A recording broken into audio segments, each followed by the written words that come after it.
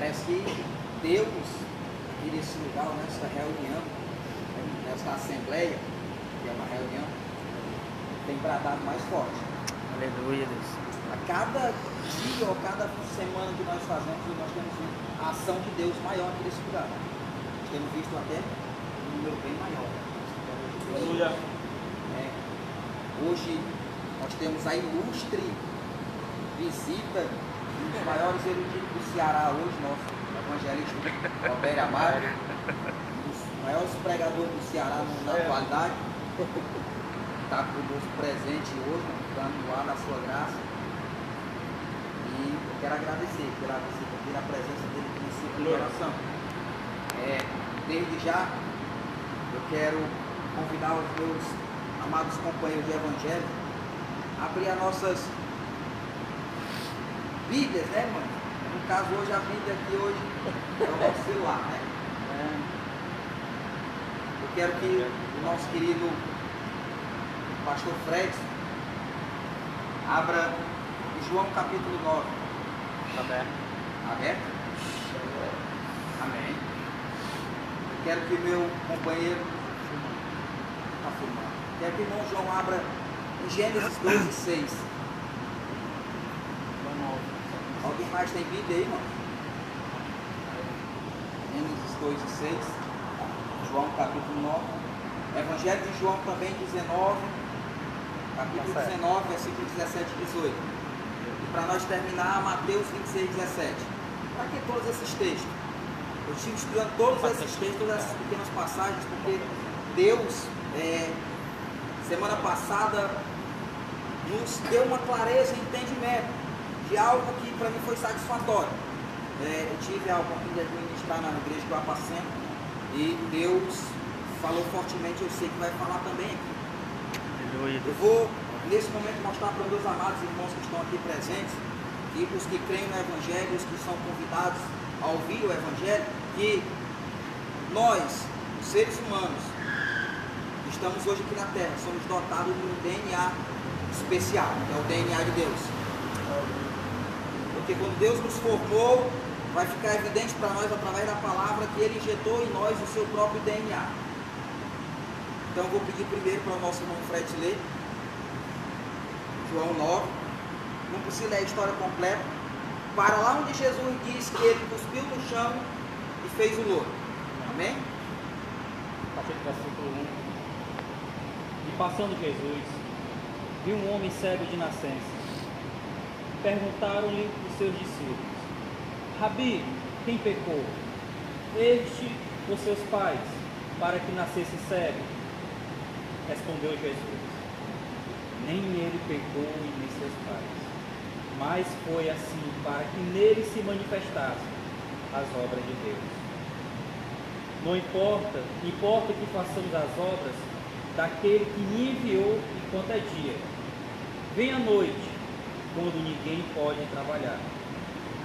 Enquanto estou no mundo, sou a luz do mundo. Dito isto, cuspiu no chão e com saliva fez lodo e entrou com lodo os olhos do cego. Agora, irmão João, Gênesis 2 e 6. Mas da terra saiu uma corrente de água que regava o chão. 7. Então do pó da terra o Senhor formou o ser humano. O Senhor soprou no nariz dele uma respiração de vida, e assim ele se tornou um ser vivo. João 19, 17. 19 e 17. Tomaram, pois, a Jesus, e ele, carregando a sua própria cruz, saiu para o lugar chamado Caveira. Em hebraico se chama Gólgota. Esse aí é o grito final, a história final. Mateus 26, 17. Deixa eu falar. Mateus 26. Essa aqui, olha essa parte. Ora, no primeiro dia dos pães ázimos, vieram os discípulos a Jesus e perguntaram: onde queres que façamos os preparativos para comeres a Páscoa? Vieram dele, ele sempre falou que a Páscoa. Você, não só tem.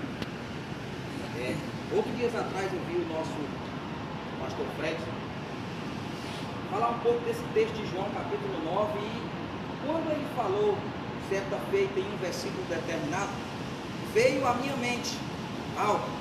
Deus colocou algo na minha mente. Quando eu saí daqui, desse círculo de oração, eu passei a noite inteira aqui no trabalho, maquinando isso na minha mente. Maquinando. Por que que Jesus vai, cospe ali naquela terra, e com aquela saliva e aquele lodo, ele passa nos olhos daquele homem? Então eu comecei a tentar entender e imaginar um pouco por que que Jesus fez aquela ação. Saí daqui ainda sem compreender nada, fui até lá o Fred, sentamos, a gente conversou, mas mesmo assim saí sem resposta alguma de Deus. Cheguei em casa, quando eu ia tomar o café da manhã, eu fui primeiro falar com Deus. Aí Deus disse assim: pois agora medita. Aí eu fui ler. Então eu passei das 7 da manhã até meio-dia lendo a palavra. Das 7 da manhã até meio-dia, só folheando a Bíblia. Porque surgiu dentro de mim uma curiosidade muito grande para entender aquilo. E eu vi que a ação que Deus fez naquele, que o próprio Jesus fez naquele homem, foi para mostrar algo para nós, aqui no momento, nessa terra. Ele quis dizer que aquele homem estava faltando algo nele.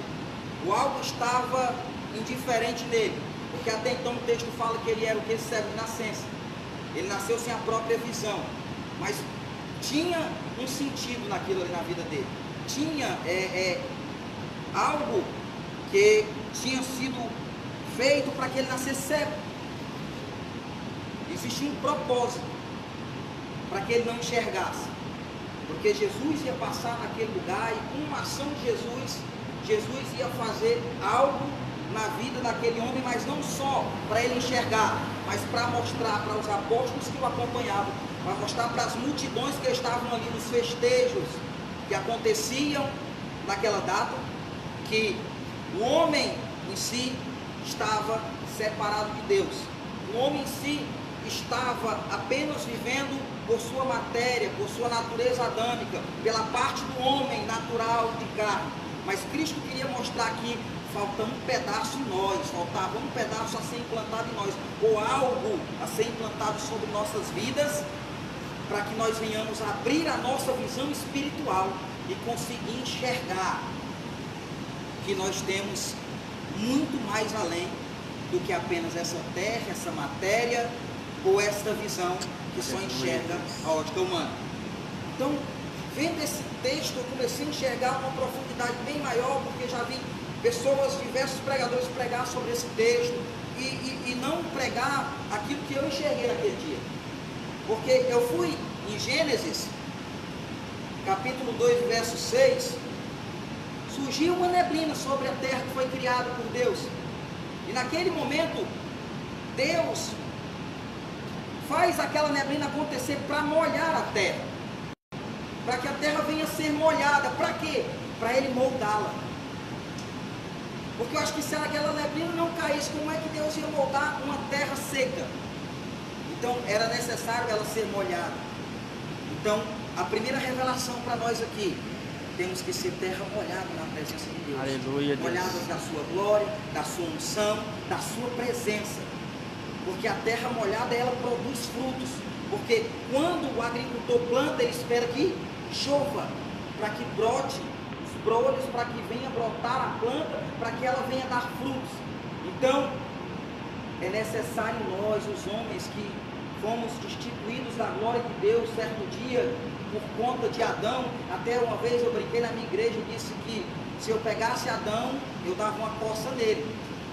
Porque até então o homem não vivia numa maravilha tão grande. O homem não trabalhava, não precisava, nós estávamos aqui de madrugada operando máquina. Não precisava, nós estávamos aqui acordados a noite inteira, podia estar com as nossas famílias, podia estar numa boa, nós comíamos do que Deus mandava para nós ali, do que era produzido pelo próprio Deus sobre a terra. Então, quando eles desobedecem, algo acontece, mas eu vou chegar até aí. Então, quando eu vejo aquela neblina cair, eu vejo o próprio Deus já, com a sua onisciência, olhar tudo que Ele criou, Mas ele disse assim: falta a minha marca, a minha assinatura, ali onde eu criei a terra. Falta algo, a minha assinatura, a minha própria assinatura, o meu carinho, o meu DNA. Aí ele, porque até então tudo que ele tinha feito foi com a própria palavra, né? Ele dizia para que se produzisse a terra se dividisse, as águas se separassem, e tudo foi feito, os animais foi feito, tudo pela palavra. Então, o próprio Deus vai e se inclina. Olha a honra que nós recebemos. Deus se inclinou, pôs as mãos naquela terra molhada pela neblina e fez uma marionete, um boneco de terra, de areia. Então, daquele barro, Deus olha, pensa, mas antes dele moldar, o que é que ele fala? Ele olha para o seu filho e olha para o seu Santo Espírito e diz o quê? Façamos o homem a nossa imagem e nossa semelhança. Daí foi de onde me veio a ideia. Se o próprio Deus falou que ele queria criar um homem à imagem e semelhança dele, então naturalmente eu possuo o DNA de Deus na minha vida. Eu possuo as características de Deus na minha vida. Eu tenho um traço de genética de Deus sobre minha vida. Então isso me deu a entender. Mas aonde está esses traços que eu não vejo? É por conta do pecado, ele ficou oculto, escondido.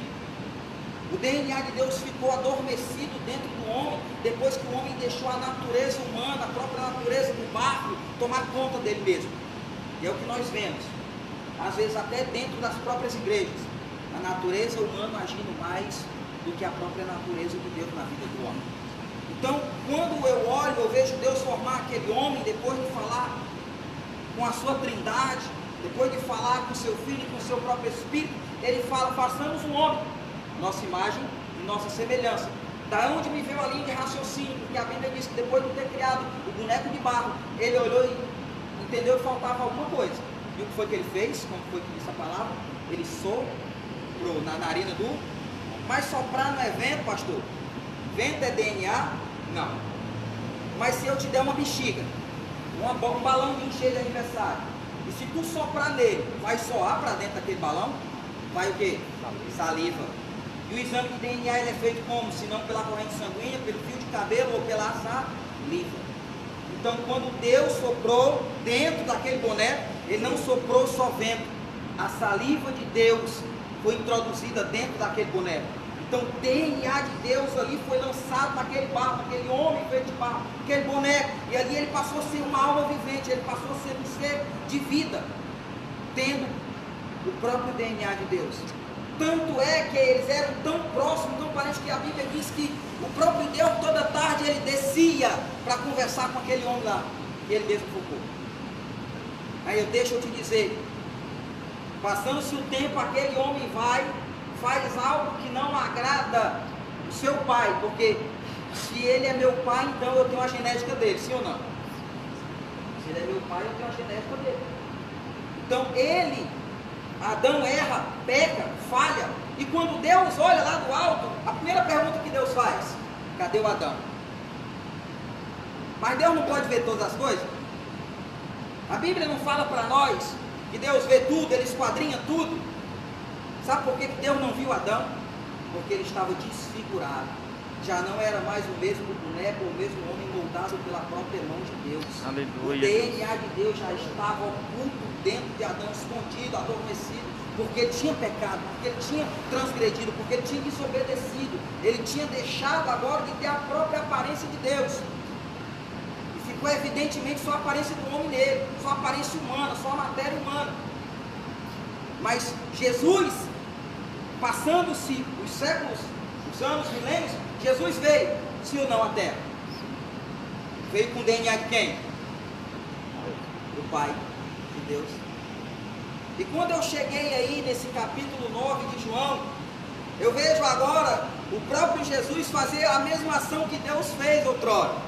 Aquele homem nasceu cego de nascença por um propósito. Ele estava sem o DNA de Deus, os homens sem o DNA de Deus, mas o próprio Cristo cospe no solo, a neblina caindo sobre a terra. Ele pega com suas mãos, as mãos de Jesus e as mãos de quem? Deus. Então ele vai e faz o lodo, a mesma matéria-prima que outrora o próprio Deus fez para criar o homem. E ele injeta onde? Aleluia, Nos Deus. olhos. Ele diz assim: recebe o meu DNA de novo, ó. Ser humano. Recebe mais uma vez a porção de DNA que provém do Pai, que é para abrir a tua visão, para tu enxergar as minhas maravilhas. E quando ele esfrega, ó, e ele manda dar uma ordem. Ele dá uma ordem: vai lá e se lava. Lava lá teus olhos no tanque de Siloé. Lava lá. Ele foi, ó, fez o quê? Lavou. Só que os apóstolos que estavam com ele, às vezes o ser humano é tão cego de uma forma que nem conseguiu entender aquilo que Jesus quis passar para eles. Aí passa-se o tempo e Jesus vai ter que explicar mais uma vez. Chega a Páscoa, os homens estão lá, eles chegam, os apóstolos para Jesus e dizem: Jesus, tu quer que nós arrumemos um lugar para onde? Para nós fazer a Páscoa, aquela ceia da Páscoa. Vamos lá, vamos a qualquer lugar, pode ser qualquer lugar, não importa, independente do lugar. Por isso que nós estamos aqui, pode ser uma empresa, nós viemos aqui para trabalhar, mas Deus também quer falar conosco aqui. Aleluia, Deus quer falar o nosso coração aqui. Deus Aleluia. quer falar e se revelar para nós aqui nesse lugar. Eu estive lá dentro fazendo uns concertos lá de uns bordados que estourou que veio da lavanderia. É bem pouquinha peça assim, mas eu estou lá, dando glória e fazendo. E eu estava falando com Deus agora, no início da madrugada, e senti a graça de Deus sobre a minha vida, que eu cheguei a me quebrantar, a me derramar na presença de Deus, como que eu tão bom assim. Mas por quê? Porque Ele tem dito para mim: meu filho, o meu DNA está em ti. Aleluia, Está. Deus. Aleluia. E Ele é demonstrado como? Aqui agora, nessa ceia. Então eles correm, preparam a ceia, Jesus vai lá e faz a ceia. Ele parte o pão, diz que é o que? O corpo dele. Mas mais importante é quando ele prova o cálice e reparte. Aquilo ali é representação de quê? Sangue. Então ele estava mostrando os apóstolos: ó, eu vou injetar o meu DNA em vocês agora. Aleluia, Deus. Quando eles provam daquele cálice, eles estão tomando uma transfusão do DNA de Deus na vida. Aleluia, Deus. E nós? Não vai chegar em nós não, pastor Fred? Vai chegar. Quando eu pedi para você ler que ele tomou uma madeira sobre as costas, era dele a madeira? O texto da minha Bíblia, na minha Bíblia o texto tem dizendo assim: ele tomou sobre si a sua cruz. Quando ele fala sua cruz, a cruz era feita para Barrabás, era ou não era? Libertaram Barrabás, Jesus ficou preso, e a cruz não era de Jesus, a cruz era de um pecador. A cruz é minha, a cruz é sua, e foi ele que carregou. Mas até chegar aí, ele foi açoitado ou não foi? Ele foi espancado, moído, assim como diz em Isaías. O castigo que ele sofreu nos teus pais. Mas aquele sangue que foi vertido durante aquela trilha toda, quem tocava naquele sangue, ele recebia DNA de Deus. Principalmente aquele homem lá que eu contei a história, Simão Cirineu. Quando ele agarra Jesus, sendo parente de Jesus sem saber, ele recebe, ó, DNA de Deus. Mais ainda, porque ele já tinha um parentesco um pouco distante. Mas vai chegar em nós agora. Só para encerrar, porque é longa, é extensa. Eu ia trazer mais outras coisas, mas o tempo, a oração foi tão forte que para mim só a oração já bastava nessa noite. Quando ele verte 3,5 litros de sangue, que é o que o ser humano possui dentro do seu corpo, ele estava fazendo em nós uma transfusão. Aleluia, Deus. Que nós somos comprados pelo novo preço, o preço de sangue. Então, pela essa transfusão de sangue, nós recebemos mais uma vez o DNA de Deus aflorado na nossa vida. Aleluia, Deus. O DNA de Deus está exposto em nós. Só cabe nós mostrar para tentar a forma desse DNA. Como é forte, como é grande, porque somos chamados filhos. Porque somos vistos como filhos. Todo filho tem a genética do seu. Quer encerrar aqui para cada céu.